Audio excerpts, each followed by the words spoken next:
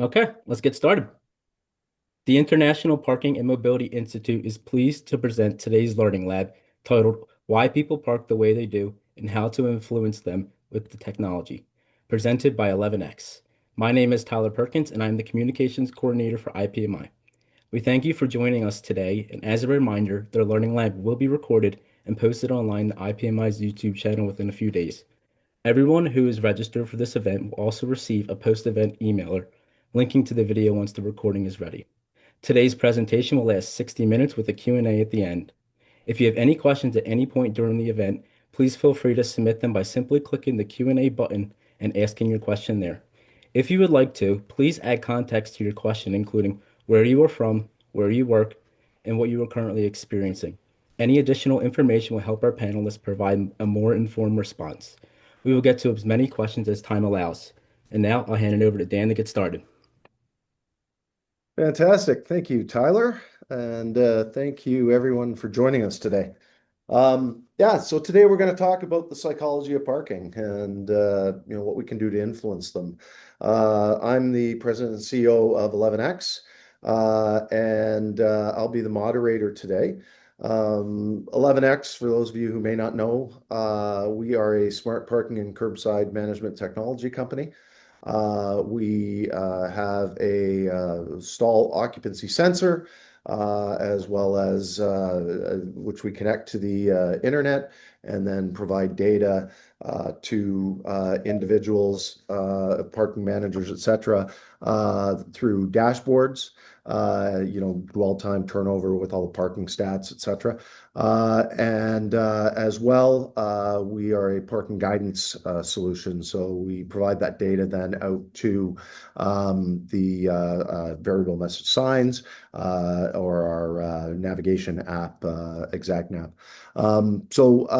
Today, we have a fantastic, very experienced panel that are going to basically be hopefully shining some light on the psychology of parking and the sorts of things that they have developed and implemented to help influence parker habits and manage their operations more effectively and efficiently.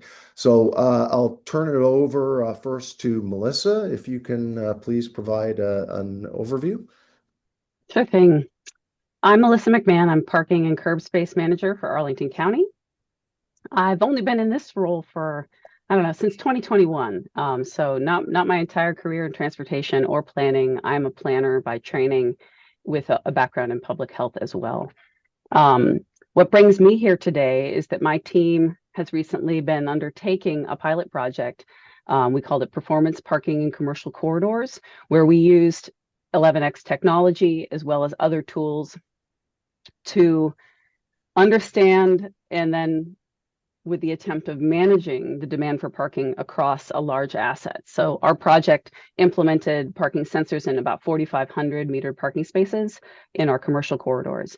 And we use the data to adjust price in those areas according to demand, with higher prices incrementing up in areas of higher demand and incrementing down lower prices in areas of lower demand.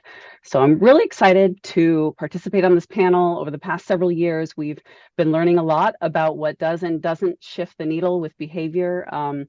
And we have other technology implementations too, which are, for instance, in structured parking, where the technology and the way people interact and their decision to park or decision to pay is slightly different. And I'm really excited to sort of reflect on those learnings and to talk more about the human side of parking. Thank you so much.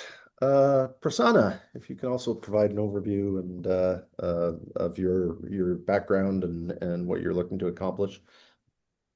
Sure thing. Thanks, everyone. And thanks, Dan. Prasanna Nanda. I'm at UW-Milwaukee and been here for about 10 years. Prior to that, I've been in the private public sector. So it's been 20 some years. So been doing this for a little bit of time. So as for this project and what we're doing, the presentation, working at the university, we don't have a lot of parking spaces. We have about 5,000 for about 25,000 students. So it becomes imperative that we manage everything properly, and we do a lot of mass transit and shuttling.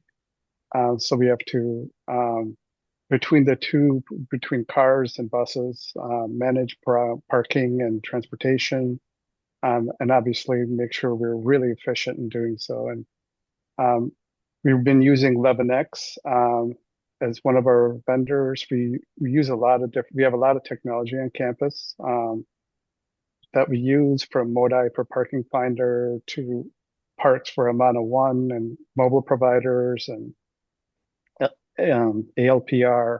So we use all sorts of things we have available to us to run our operations efficiently. So yeah, looking forward to the discussion this afternoon.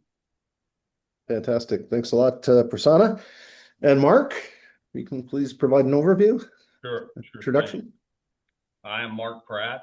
I've been in the parking business since 1984, probably longer than a lot of the people on the call have been alive. 42 years in the space. I'm a little different from Melissa and Prasanna, that I'm in the commercial, if you will, for-profit parking operator space rather than a university or municipality, although we do work for municipality. I've dabbled in tech, as some of you may know. Actually obtained the patents for two-way audio video melded into a parking operation, which today is Parker technology, the two-way audio video that Brian Wolf and Scott Gould took and scaled and exploded. So I was in on the genesis of that, but very clearly Brian and Scott and others took it and really grew it. I've been a parking operator again for 42 years, the president of One Parking, 16 years, the president of Denison Parking, 16 years, president of One Parking for going on 8 or 9 years. I came across 11X, probably like a lot of you on the call, always reading the magazines, always trying to educate myself on the technology that's available and coming. And a progressive client of ours, Delray Beach, contracted with us 3 years ago, and almost immediately we set about working with Dan and his team to install hundreds of sensors in on-street spaces in Delray Beach and also in a series of surface lots, mainly for the reason of know before you go. And it has been very successful. The technology is robust and dependable, and the visitors, citizens and visitors alike in Delray Beach, given a kudos galore on being able to know where they can park before they even come into the downtown area. So, Dan, as you know, I could drone on and on and on. I'll leave it at that and wait until questions. Perfect. So the format today that we wanted to go through, and I think Tyler, you can take down the slide now so that we can kind of fill the screen with their faces. Yeah, so the format that we're going to follow today is obviously introductions, which we've done, introduce ourselves and where we focus, and then talk a little bit about the psychology of parking. And some of the factors that factor into why drivers and people in general make the decisions they make, factors that they weigh off and trade off when they do that, make that decision to park. And then talk a little bit about technology and future state, how technology can help, and kind of everyone's experience from the panel. And then, of course, we'll open it up for a question and answer period at the end so that we can address any questions that any of you may have. And again, as Tyler said, please put your questions in the the Q&A section here on the Zoom link. So let's start it off first with Prasanna. Look, Prasanna, we all have experience developing habits, right? And habits factor pretty large in the psychology of parking. How does habit formation, in your view, factor into how people behave when it comes to parking? Sure. Thanks for the question.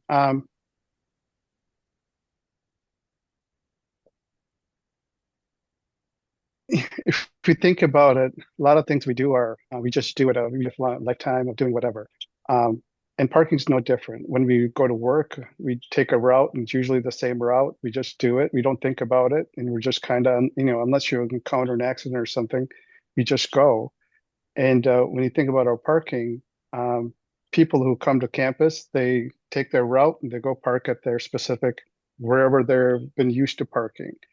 And so when that occurs, which is, it's just all good that they're parking our lots, but if we need to change it or do things, then it becomes a challenge. So people are for obvious reasons, if there's a familiar location, the price, safety, or there's if you're going to an event, you want to go by some restaurant, bar, or whatnot. So that's where you're going to go. And can you change it, or can you convince people to go elsewhere, or if you need to reroute them to a different facility, that becomes a bit of a challenge because nobody really likes change. You can do so. It takes, like I said, a little bit of work. Technology is really good. There's lots of good technology, whether it's signs, real-time guidance, payment methods that will make it easier for people that they want to move to a different location. Pricing, of course, you can convince them yay or nay at a certain lot because of that. You can also do improvements to a facility. If bright lighting, new striping, just little things like that, signage, where people are feeling, oh, this is a nicer place to park.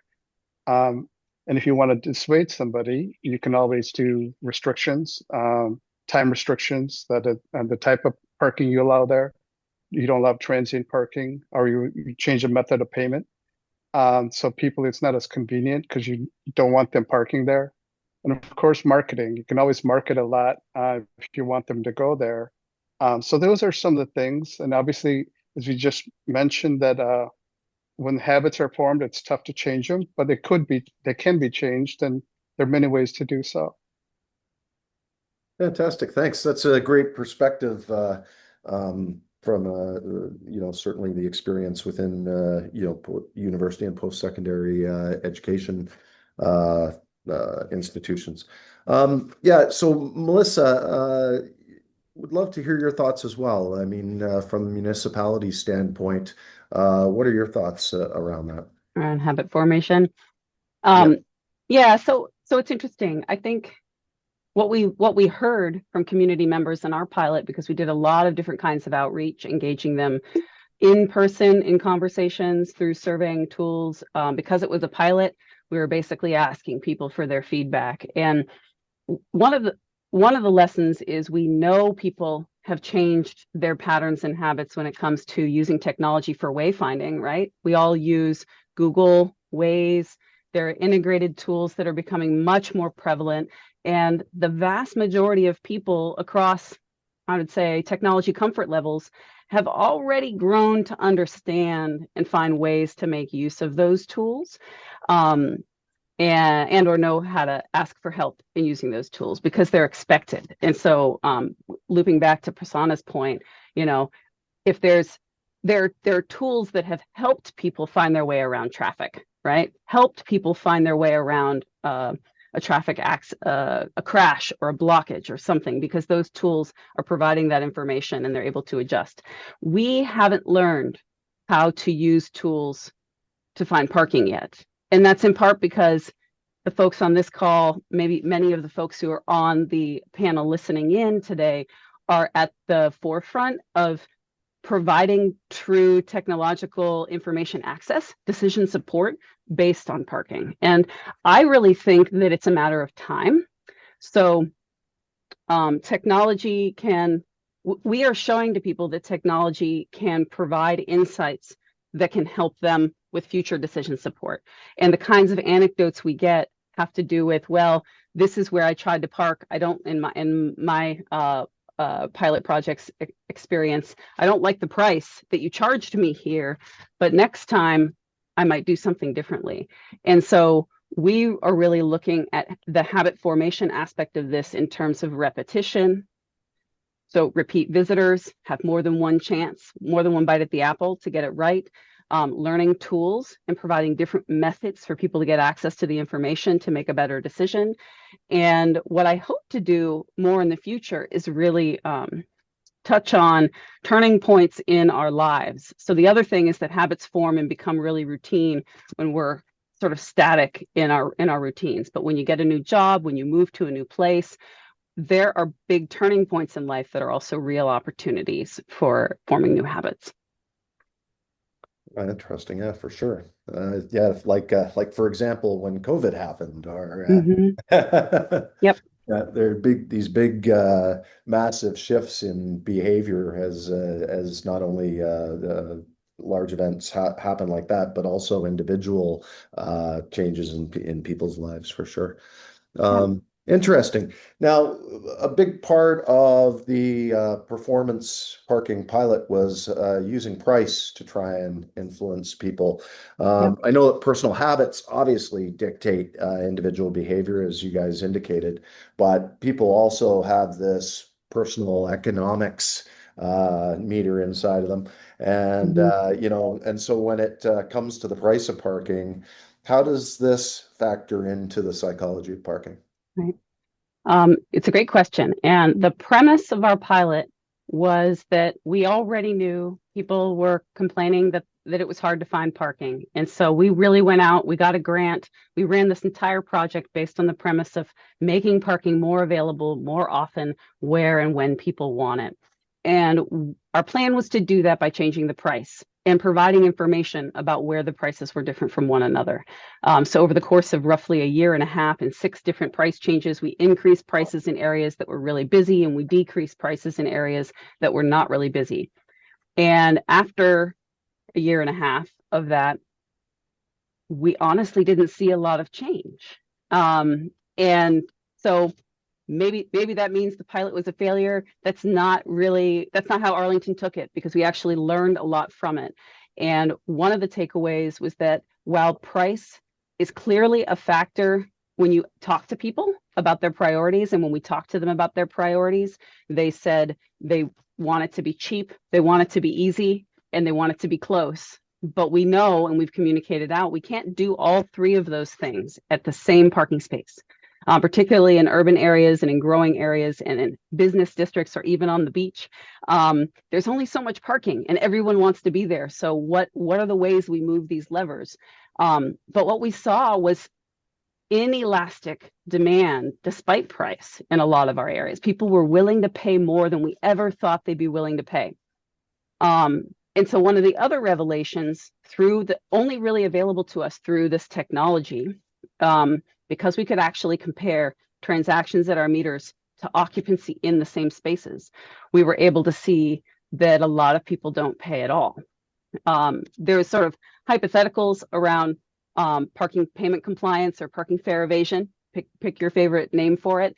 But it's not a hypothetical anymore in Arlington. In our commercial corridors, we're looking at 39 to 40% parking payment compliance, which means the majority of folks parking when they park are choosing not to pay. And it could be because it's a short trip, or it could be because you name the reason. But we also think that reduces the sensitivity to price. So one of our big takeaways from implementing this kind of technology is that we have to push different levers, and we have to be sensitive to how much people will care about one influence if they have a choice to do something differently. So we'll be working on that a lot. Fantastic. Yeah, no, that's great. Certainly one of the things for those folks on the call who aren't really aware of how we do that, we have occupancy through our occupancy sensors for on-street, surface lots, parking garages.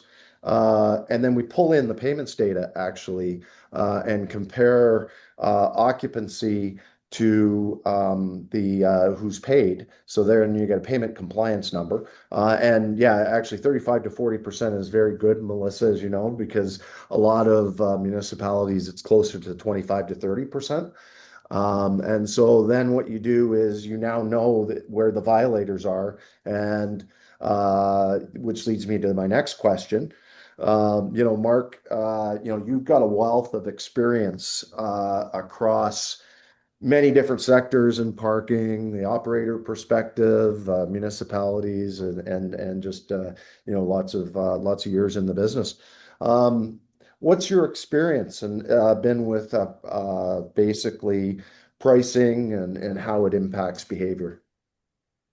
Well, there's really nothing much more Econ 101 than parking, and supply, demand, and equilibrium point where they cross is price.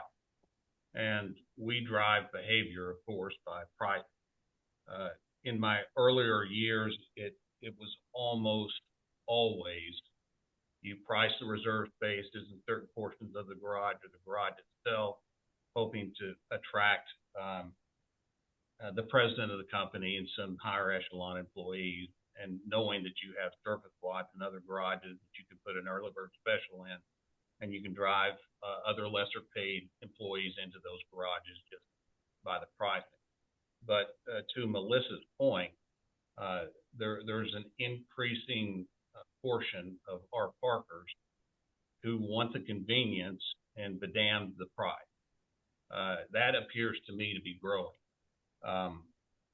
There's a certain element of people who really don't care how you price it. If they value their time and they value their convenience more than, in many cases, their money.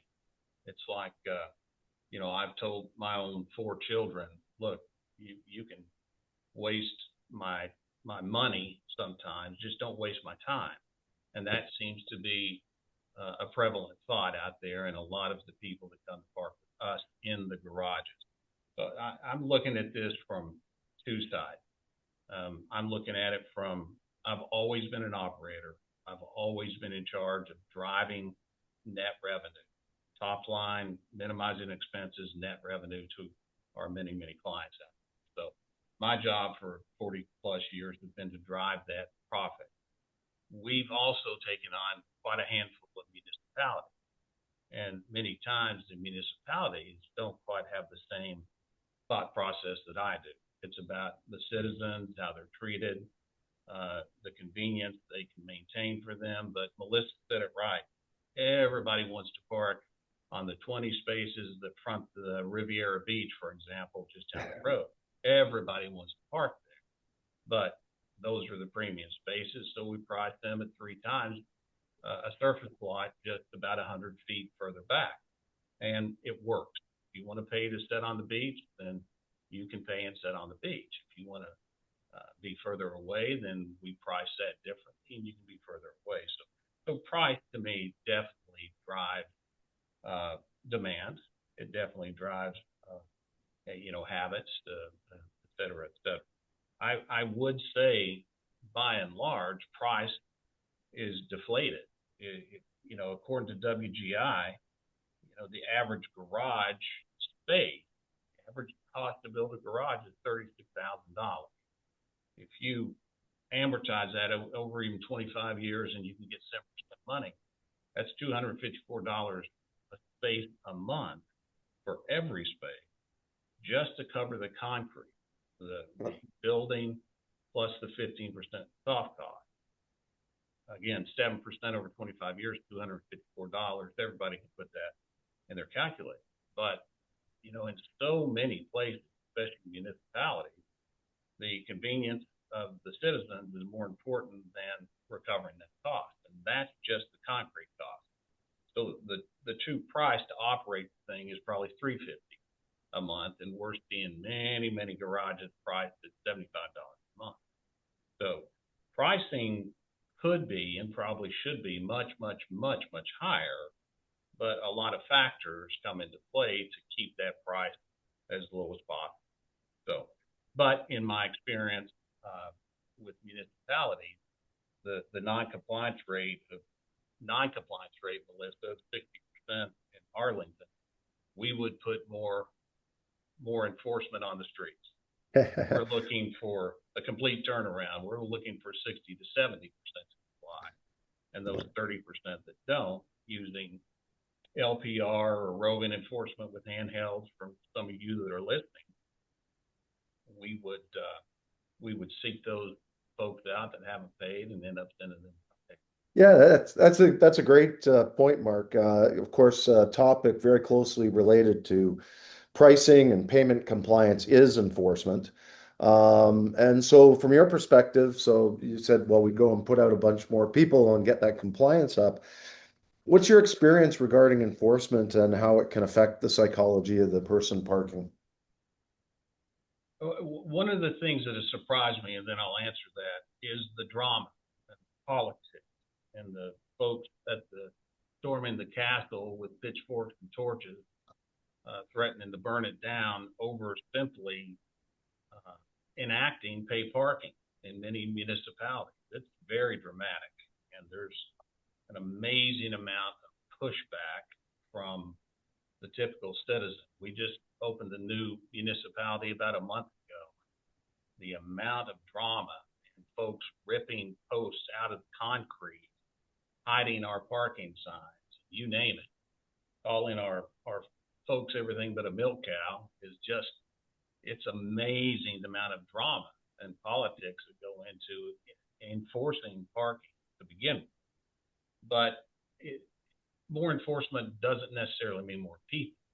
You know, I could have a roving enforcement officer with a T2 handheld, and that person can travel so much in an hour.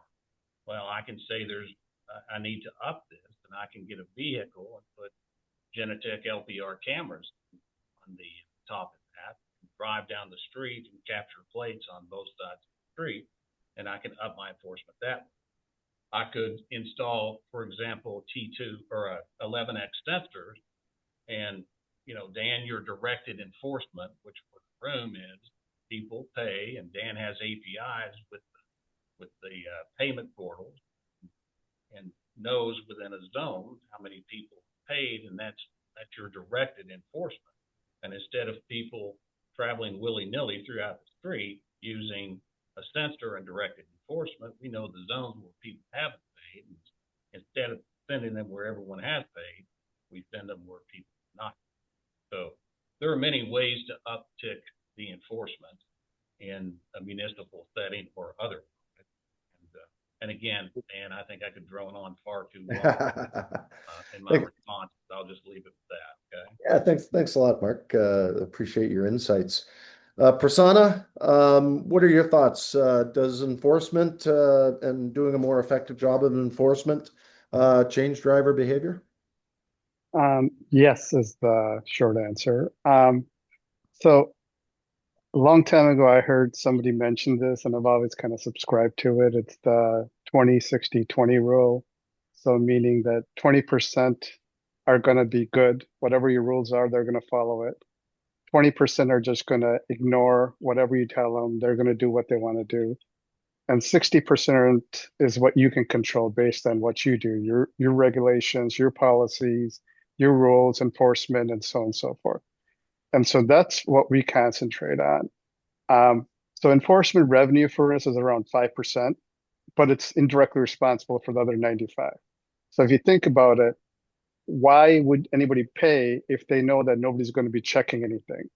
So that's what enforcement does. It ensures that people know. And then when you enforce, you just need to make sure you're consistent. And people are smart. They realize that if you come every day at 1 p.m.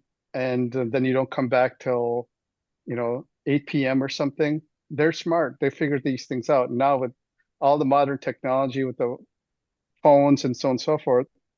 In the beginning, when we have 3 different payment methods by phone, and so people would just sit in their office tower, and then as they see the enforcer enter the lot, then they would pay.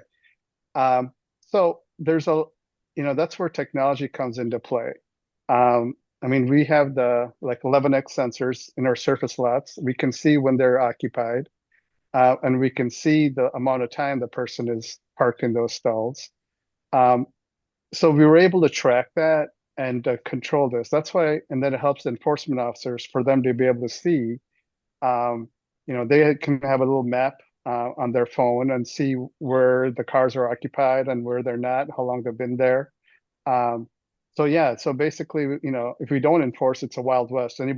And by enforcing, we're able to control space turnover because people are going to only park there as long as they're paid.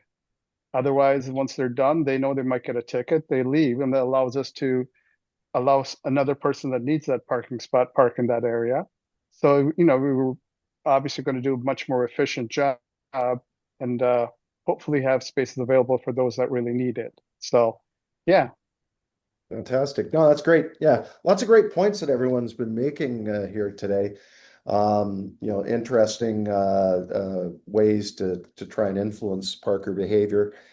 Everyone, does that equation in their mind, and it's not just economics. Like if it's raining today and I don't want to get wet, then I might go and pay more for parking on that particular day. But on another day, I might, my desire for exercise might take over, and I may not drive at all. I may take my bike, or I may park a block or two over, and where it might be cheaper. Melissa Prasanna at the beginning talked a little bit about convenience, and I talked a little bit there as well. But like when it comes to parking, everyone loves convenience. And so getting to their destination and having a convenient parking spot that is near where they're going. How does convenience factor into parker behavior here?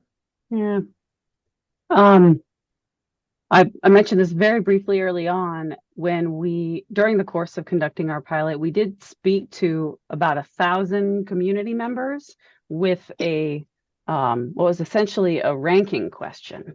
And it was those priorities that we had kept hearing over and over again of being close, having it be easy to find versus having it be cheap. What was going to be most important to them? So we were out in the community. We did this survey online. We did it a bunch of different ways. And while lots of responses of the order of those things were different, what they ultimately revealed is they were all equally important.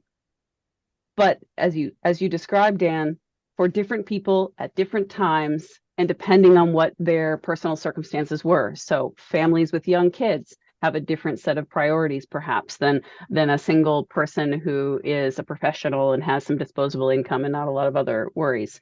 But what we learned from that and took away from that is that we've got to tackle this from different angles. So it's not enough to build more parking just so that we have more parking.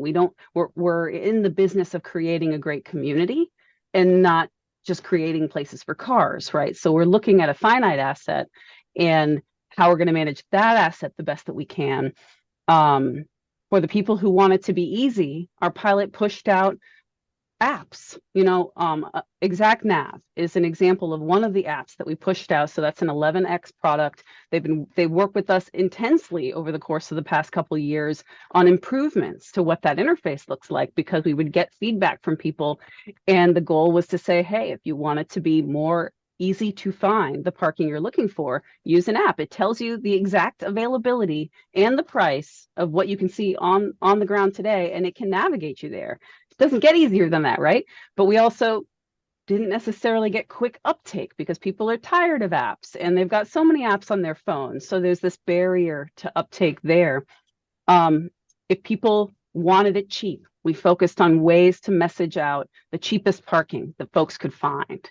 And so the convenience piece was also, how do you make it more convenient for the people whose priorities are affordability, or the people who aren't going to use their phone once they're driving to figure out what's going on. So we actually put digital signs on the street, dispersed throughout our neighborhoods, and those signs show the real-time availability and price of the more affordable spots. So instead of, in a good example would be our Clarendon neighborhood, there's a whole pocket of streets where the parking's pretty expensive during peak hours based on the price increases that we've created, which are peak hour based.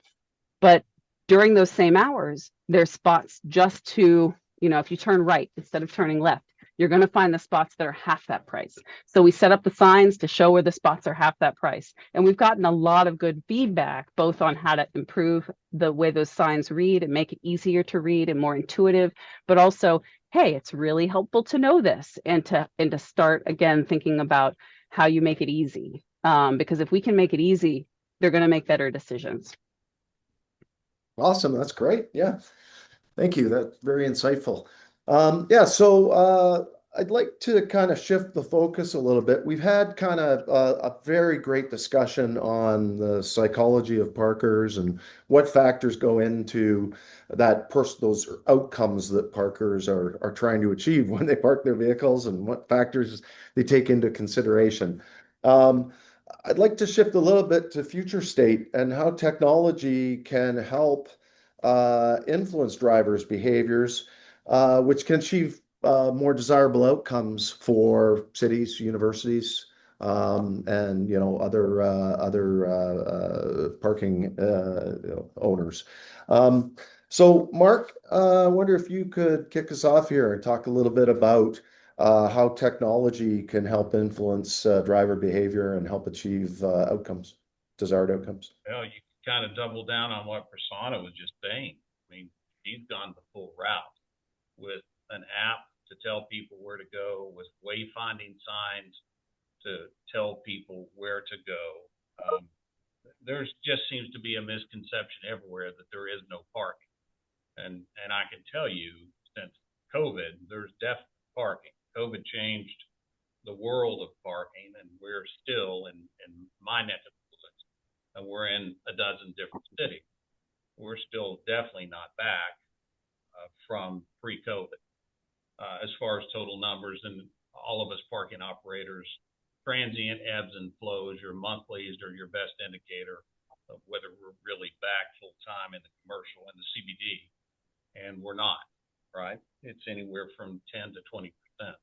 It's also changed what we call diversity, and that's the number of people not there at peak between 10 a.m. and 2 p.m. But diversity has exploded. In my younger days, 15 to 20% was typical diversity. On this campus where I sit, right in the middle of West Palm Beach, we're looking at 30, 40, 50% diversity. So there's so many people that are working from home, and COVID changed that as well. In my younger days, you would have never been allowed to work from home. Now it's part of it. I would also double down on what Prasanna said on if you don't enforce, chaos ensues. He made an excellent point, and we're seeing it everywhere. When we just started to enforce Fernandina Beach, what either Melissa or Prasanna was saying about what really happened was that opened up the best spaces in the city for the tourists and the customers, and it made the employees seek parking outside that clutch of paid parking spaces and opened the best spaces and allowed return of those best spaces when we started to do enforcement. So I agree with both what Melissa and Prasanna were both saying. I think we just continue, Dan, to push out things like Delray Beach, where we have 11X sensors. I see more and more and more municipalities starting to say, wow, that's working well here, that's working well in Arlington, maybe we should get us some of that, and we continue to push out the information. Parking garages, there are 16 different brands of park equipment, and all of them come with occupancy information, which we can also continue to push into the mainstream and really educate folks before, during, and as they drive to look for space. The combination of all these, it's just going to ease parking anxiety. You know, you hear about an EV vehicle and there's range anxiety. How far can I go before I get stuck? Well, parking anxiety is very real as well. People, where in the world am I going to park? Oh my God, what am I going to do? Some of the things that we all heard 5 to 7 years ago autonomous cars are going to result in no more garages being built. The whole world's going to see autonomous cars driving around, just waiting for their owner to signal them to come pick them back up. Some of these things have definitely not occurred.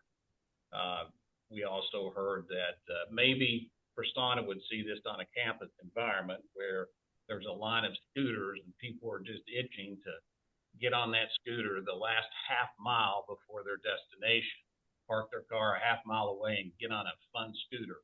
I can tell you, people in a business suit in 97-degree West Palm Beach, that's not what they're looking for. They're looking for convenience. They're looking for a way to find that convenience. And what you're offering and what many other tech companies are allowing them to find that spot. And so that's all I have for now. Okay, perfect. Yeah, no, that's a great perspective, Mark, and really appreciate your thoughts and the benefit of your experience.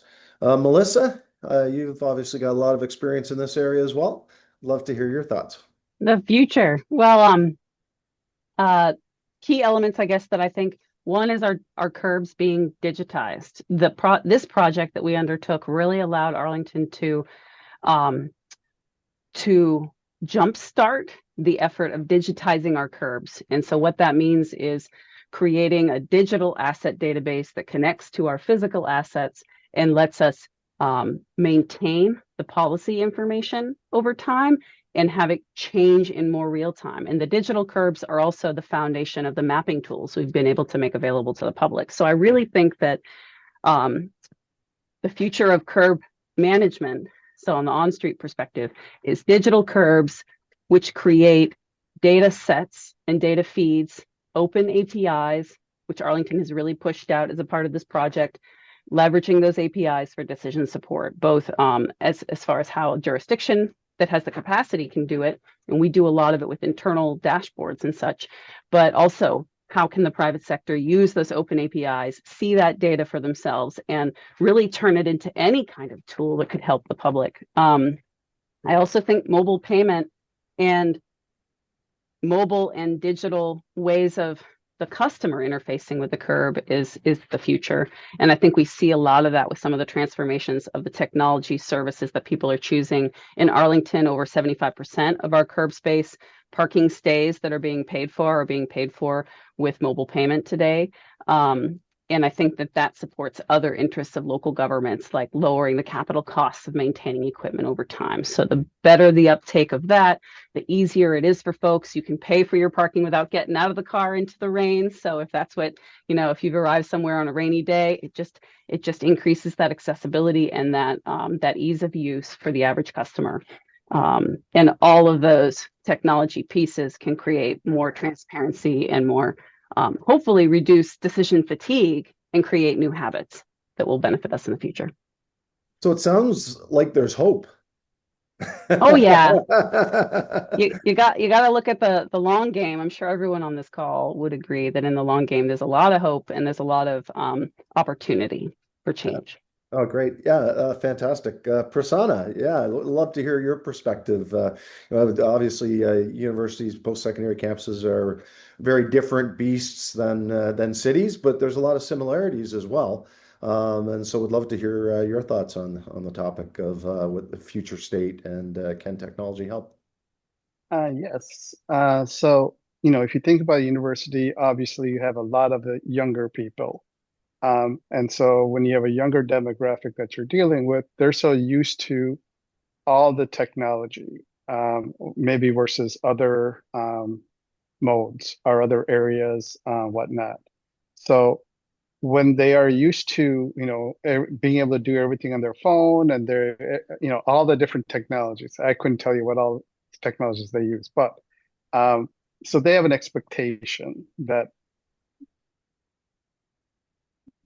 we are going to be able to provide them something similar to what they're used to. And so that's where I think is the technology, and unfortunately, parking technology is not current, for different reasons with, let's say, what happens every, other industries. And hopefully one day we will be there, but at this time, we always seem to be a few years behind. So within what we have, we always try to do the best we can. And so when we use our technology, we try to use it to help our customers. What ways can we do that? For example, if I use our sensors, we get info data, parking patterns for days, times of the week. So we know different lots, when it fills up, when it empties out, turnover. With classes, you have a lot of, 11 a.m. to 12:15, there's a class. And so students come in, leave. Um, Different days of the week. We know on Fridays, nobody's here. Professors don't teach. So it's pretty dead. So it helps us when we have events on campus. Our departments want parking for whatever, and we're able to provide them better information as to, we recommend these days the parking, there's a lot more available and this lot and so on and so forth. So it really helps us as we plan our operations, and for the information we're able to provide either our students or our departments who have arrangements that they're having meetings and whatnot. So there's other technologies, and I think Melissa and Mark did a great job of talking about those. And so I'm not going to just bring those up, but I think I'm bullish on technology about as we go forward into the future. As I think Mark mentioned a while back that just need investment in the parking industry. Players like 11X are a great start, and there are others out there. So yeah. Okay, fantastic. Thank you. So this is perfect. It leaves us about 10 minutes for questions and answers. I'm just going to introduce Mark Hall, who is the head of marketing at 11X. And Mark, I think, has gone through the questions, and we'll ask the questions of the panelists. Yeah, thanks, Dan. We've got a few here, and excuse me, some for those in the city side, and some for you, Prasanna, on the university side. So we'll start with one that came in earlier.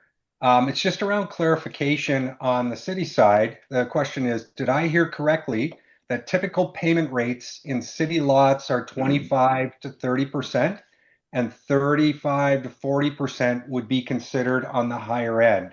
So Melissa and Mark, maybe you guys can handle that one. It's about clarifying the parking rates. I'll just say that the data we've collected in our pilot project, which covered approximately 4,500 metered parking spaces on the curbs in our commercial areas, the payment compliance rate was 39 to 40%, making it the 60 to 61% not paying but having parking stays. That's what we, and it was consistent for a year and a half plus of data collection. It fluctuated a little, but it didn't really change. Yeah, and it's interesting. Just before Prasanna or Mark jumps in, I guess was the question. So I made the statement earlier, and I was making the statement based on all of the data that we have with all of our customers who are using this technology. And so when I said 40% is good, that is good. Usually it's much closer to 25 to 30% compliance. And then the issue with enforcement is that because it is fairly difficult to enforce in cities, it's a little easier in lots and parking garages, obviously. But the majority of the stalls that Melissa was talking about are on-street stalls, so that's really where the context and the enforcement rates end up being about like 10% of people get caught, sort of thing, that sort of number. So 10% of the, in Arlington's case, 60% who don't pay. That would be a typical industry average across the board. So, Mark, sorry, go ahead.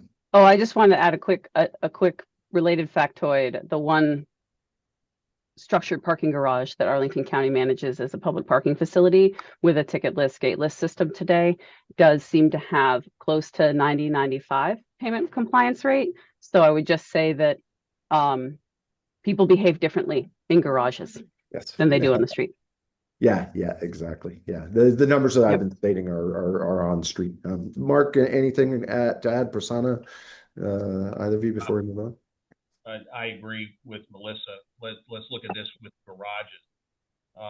I'm not of the mindset that the world is so enlightened and follow the rules enough that when you have a gateless facility, parking garage, that people pay. I mean, we've had facilities where we've been fully gated, removed the gates, and I've got a wonderful picture of a guy driving out and knowing he's been videoed and he's flying us the bird in the camera saying, you know what, you got no gate, I'm not going to pay. In my mindset, a magnetics or an Elka gate is a $3,000 or $4,000 rounding error that gets me 99% of my money before people leave. So would I rather put in a gate and capture the money? Would I rather chase the money, spending a lot of time and effort to chase it? I'm a gate kind of guy. I think that we can get 99% of our revenue in a controlled parking garage. I think out in a world where you have an LPR camera at the entry and an LPR camera at the exit, the compliance is much improved. And, you know, frankly, as long as the system's working and we're getting the LPR reads we should be getting, then we're going to have a much, much higher total compliance rate, especially in a municipality where you can tie the payment of a citation to the registration, the annual registration of your vehicle. If you don't pay that citation, you don't get to register the vehicle. So, and parking is like thumbprints. Every garage and every situation is different. Every garage comes chock full of nuance. It's completely different from the garage or the lot across the street. So you have to treat every one of its own individual entity, and you have to cover the nuance and know what's going on. Fantastic. I would quickly add that some of the people on here, we've got quite a few attendees. Some have developed the QR code that allowed us, and 10 years ago, 5 years ago, we couldn't control and monetize some of the lots out on the fringes of the CBD, the central business district. We would have to crunch power, pour concrete, get equipment. Now they can drive on, see a QR code, and we can start to control things that way. That needs to continue. We all need to fight to allow that to continue. There's a hue and cry about stopping that, one political reason or the other. But what I hear is we have 100 million parking spaces in America, and only 4.6% of those have been monetized or controlled.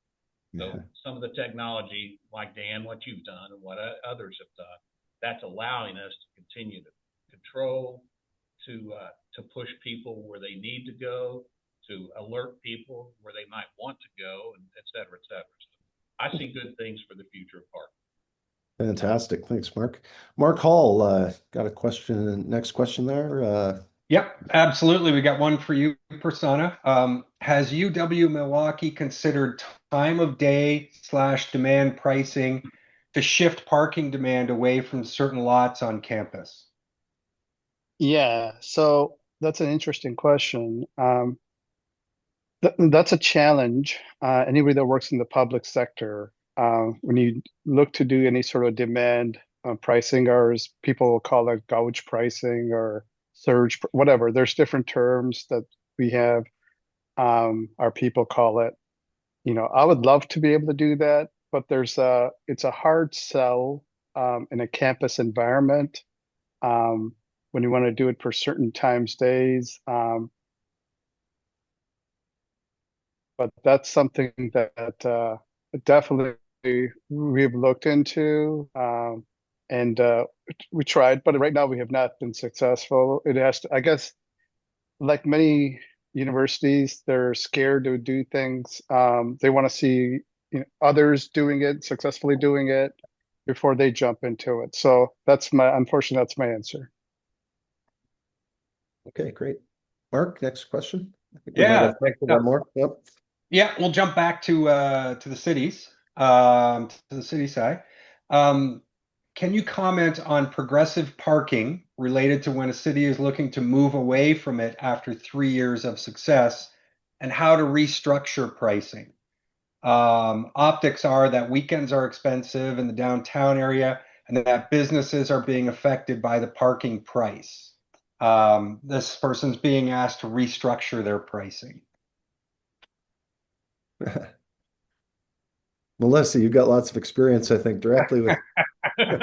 Well, interesting. So it sounds like this questioner, looks like Mr. Lopez,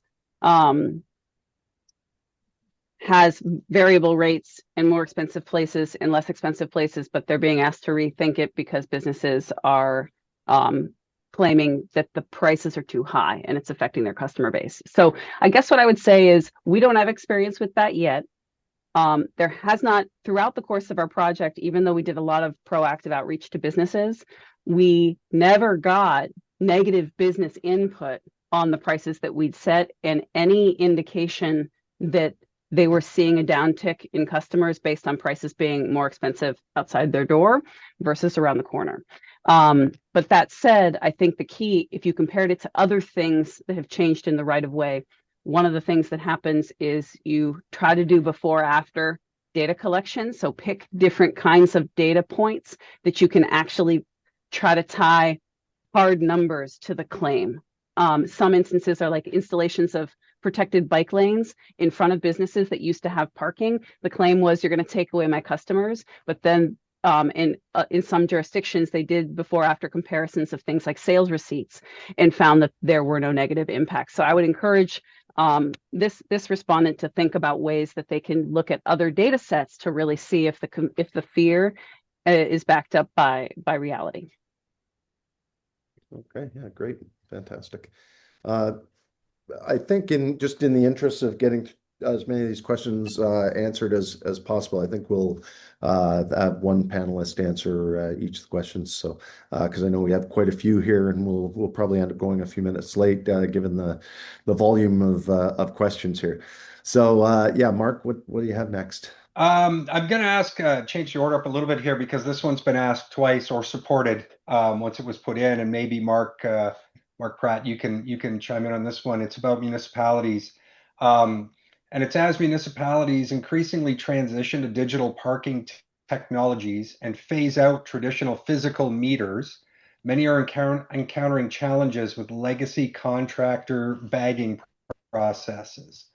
In cases where a physical meter is no longer present to designate a reserved or no parking space, is the only remaining option to cone off the area. Are there technology-based solutions available to ensure that designated reserved spaces remain protected from unauthorized parking? A quick answer, one that just came to me. There is a device from RiseTech, RISETEK, that is akin to a track hurdle, and you communicate it with it via Bluetooth, and you can communicate it from your phone to the device a surprising distance away. And we have some pretty high rollers down here in West Palm Beach. You put it in a space, then Mr. Ross of Related Ross, who owns the Miami Dolphins, pulls in his Maybach and hits a code on his phone, and the track hurdle goes down.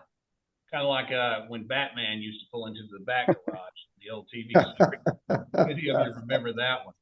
So yeah, there is that. I see the digital acceptance. The thing that came to mind there was no more hanging permits. Your plate is your digital permit. I tell you, the heaviest lift on us down here has been just the onboarding process to get a digital permit. Again, all parking's different. It's different up in Chicago where we have locations down here, but I'm in the retirement capital of the universe where the average age is about 92. And people trying to get a digital permit are just confounded by the process. Once they get that digital permit, which is their license plate, then things become quite easy for them, and they come back, oh, this is really pretty cool.